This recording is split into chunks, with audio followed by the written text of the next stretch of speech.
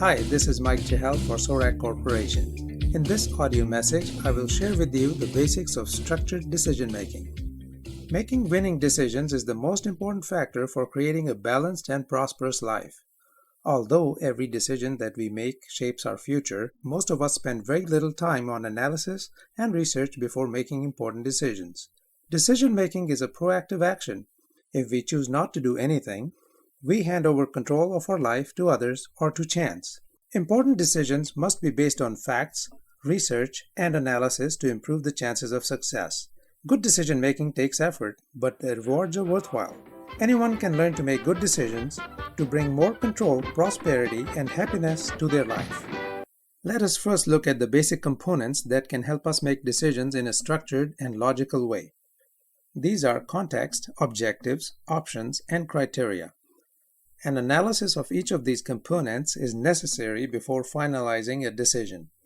The first component, context, refers to the situation that surrounds the decision.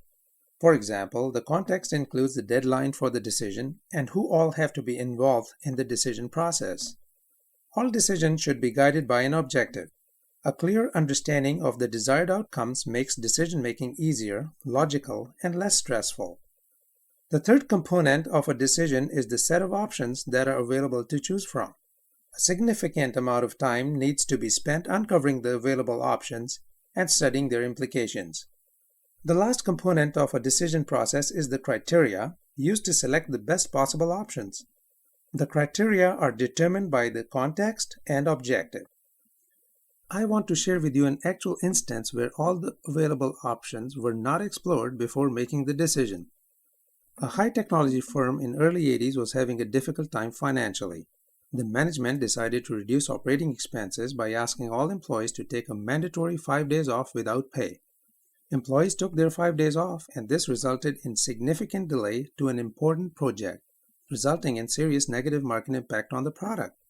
A group of employees took an unofficial poll that indicated that 87% of the employees would have worked for 5 days without pay in order to help out the company. Management had failed to uncover this option. Identifying all possible options is an important part of decision-making. When all options and the decision-making criteria have been established, the options are evaluated against criteria. Criteria are of two types. Hard criteria are conditions that must be satisfied in order to have a useful decision. Examples of this are expenditure limitations or time constraints. Soft criteria are conditions that are not easy to quantify. These criteria require subjective assessment and are more difficult to apply. An options criteria matrix is used to analyze soft criteria. First, each option is numerically rated against each of the criteria, and the numbers generated are written in a tabular form. Then, each criteria is given a numerical importance rating. The final matrix is generated by multiplying each option's ratings for a criteria by the criteria's importance rating.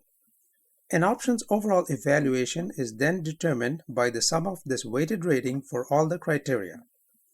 When there are a large number of criteria and options, a spreadsheet or other decision tool should be used to simplify calculations, keep track of the analysis, and to allow various scenarios to be generated and tested.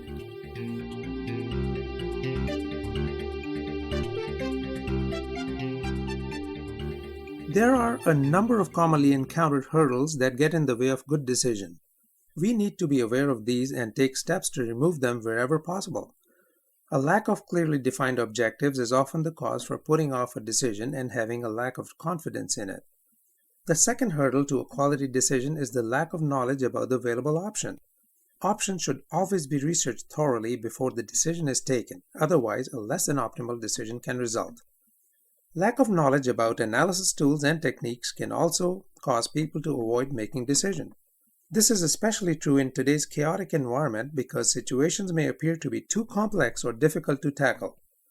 Commonly encountered hurdle is the lack of reliable data and factual information. This is a serious barrier that we must deal with in most situations. A majority of wrong decisions can probably be attributed to lack of reliable information. Finally, the lack of available time and effort to make a decision is a common hurdle that we have to overcome in our busy lives in order to make winning decisions. Many of these hurdles can be analyzed and overcome by following a step-by-step decision-making process and documenting each step. This helps to clarify thinking and ensure that sustained progress is being made towards a good decision.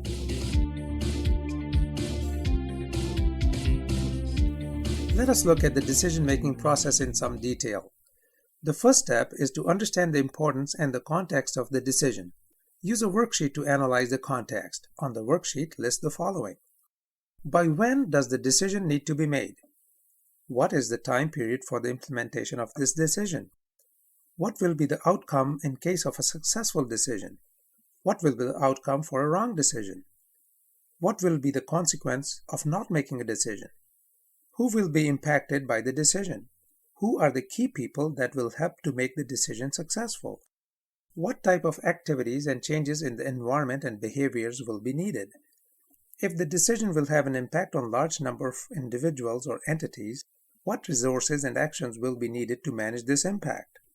Can early feedback through polling or other methods help in understanding the impact on the individuals or entities? Who are the key individuals who will need to support the decision with respect to funding or human resources in order to make the decision succeed? The second step in the decision process is to draft an objectives worksheet and list the primary and the secondary objectives.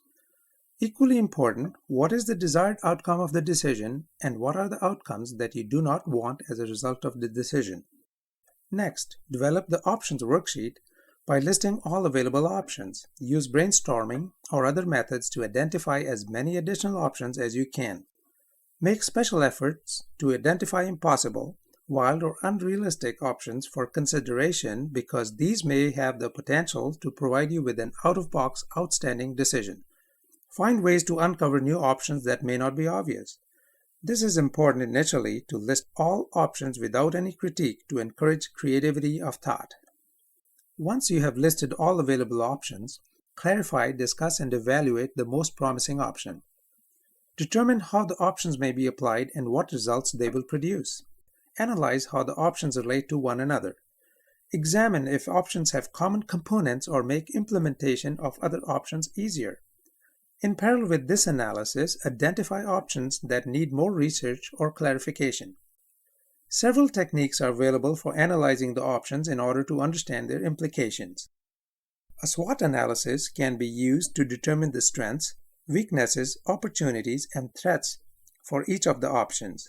Interpretive structural modeling can be used to analyze the interrelationships of the options. Implementation analysis can provide a clear view of resources requirements, people and groups affected, and any cautions that must be exercised when implementing the option. The options are analyzed to gain a clear understanding of their implications before applying the decision-making criteria. This is to ensure that options are not discarded prematurely and that an accurate analysis takes place. The fifth step in the decision process is to determine the set of criteria that will be used to rate the options. Use and review your objectives as you develop these criteria. Criteria may be hard or soft. Assign an importance rating to each criteria. The sixth step is to develop another worksheet to rate each of the options with respect to each of the criteria. A table is drawn with the options listed in the rows and the criteria listed in the columns. Each option is rated for each criteria, and the value is written in the corresponding cell of the table. This table is also called a screening matrix.